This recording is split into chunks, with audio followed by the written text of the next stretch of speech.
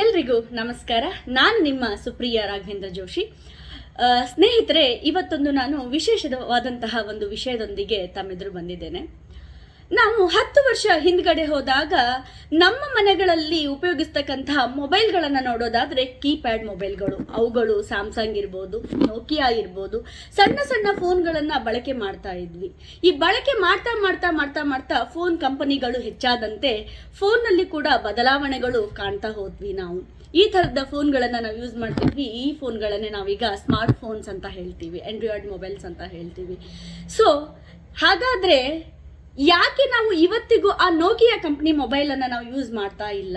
ಈ ಥರದ್ದು ಅನೇಕ ಮೊಬೈಲ್ಗಳನ್ನು ನಾವು ಯೂಸ್ ಮಾಡ್ತಾ ಇಲ್ಲ. ಚಿಕ್ಕ ಚಿಕ್ಕ ಮೊಬೈಲ್ಗಳು ಯಾಕೆ ನಮ್ಮ ಹತ್ರ ಜಾಸ್ತಿ ಕಾಣಿಸ್ತಾ ಇಲ್ಲ ಅಂತಂದಾಗ, ಸ್ನೇಹಿತರೆ, ಒಂದೇ ವಿಷಯಗಳು, ಒಂದೇ ಪದ ನಮ್ಮ ಕಣ್ಣೆದುರಿಗೆ ಬರುತ್ತೆ, ಅದೇ ಅಪ್ಡೇಟ್.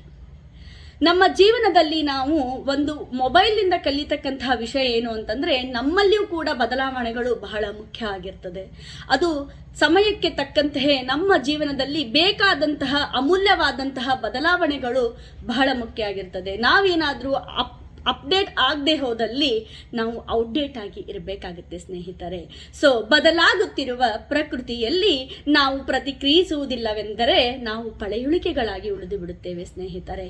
ಇದು ಮೊಬೈಲ್ ವಿಷಯ ಆಗಿರಬಹುದು, ಟಿವಿ ವಿಷಯ ಆಗಿರಬಹುದು, ನೀವು ಬೈಕ್ಗಳು ನೋಡ್ಬೋದು, ಕಾರ್ಗಳು ನೋಡ್ಬೋದು. ಇದೇ ಥರ ಜೀವನದಲ್ಲಿ ಗ್ಯಾಜೆಟ್ಸ್ಗಳು ಕೂಡ ಅಪ್ಡೇಟನ್ನು ಪಡಿತಾ ಬಂದಿದೆ.